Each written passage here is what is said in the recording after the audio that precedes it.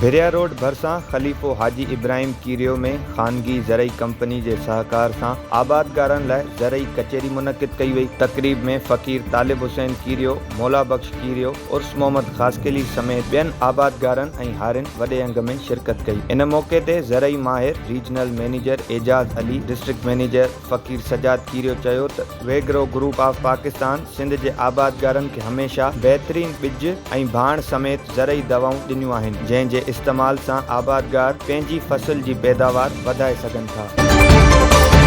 हालाणी में पीर लकियारी बादशाह जो मेलो शुरू थी वियो। दरगाह पीर लकियारी ते सैयद आकाश अली शाह ऐं ॿियनि मौज़िज़ माण्हुनि दरगाह ते चादर चाढ़ी। मेले में सिंध जी सक़ाफ़ती रांदि मलाखड़ो, झूला, सर्कस, चिड़ियाघर समेत मिठाई ऐं खाधे पीते जा स्टॉल बि लॻाया विया आहिनि। मेले में सिंध पंजाब जे नालेवर पहलवाननि मलाखड़े लाइ हिसो वरितो। मल जा मुक़ाबला खटींदड़ पहलवाननि खे रोक रक़म जा इनाम पिणु ॾिना विया। मेले में सिक्योरिटी जा बि सख़्त इंतज़ाम कया विया आहिनि।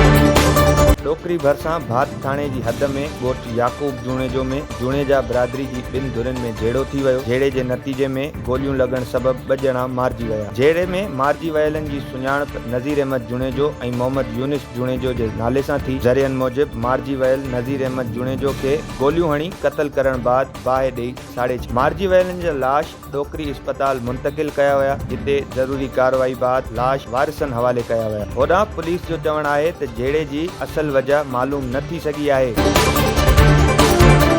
कंबर में बिरोई मौला जे रहवासी रजब अली पारां धीउ जा कातिल गिरफ़्तार न थियण ख़िलाफ़ डिस्ट्रिक्ट प्रेस क्लब आॾो एहतिजाजी मुज़ाहिरो कयो वियो। इन मौक़े ते रजब अली चयो त साल अॻु धीअ सबा जी भाॾवासी जुमन मुग़ेरी सां शादी कराई हुई। महीनो अॻु घरेलू अणबणत ते संदसि मुड़ुस ऐं संदसि घरभातिन सबा मथां तशद्दुद करे खेसि क़त्ल करे छॾियो। वाक़िए जो केस भाॾ थाणे ते दाख़िल आहे, पर पुलिस का बि कार्रवाई नथी करे। हुन IG सिंध DIG लाड़काणू खां मुतालबो कयो त धीअ जे क़त्ल में ॼाणायल जवाबदारनि खे गिरफ़्तार करे इंसाफ़ फ़राहम कयो वञे।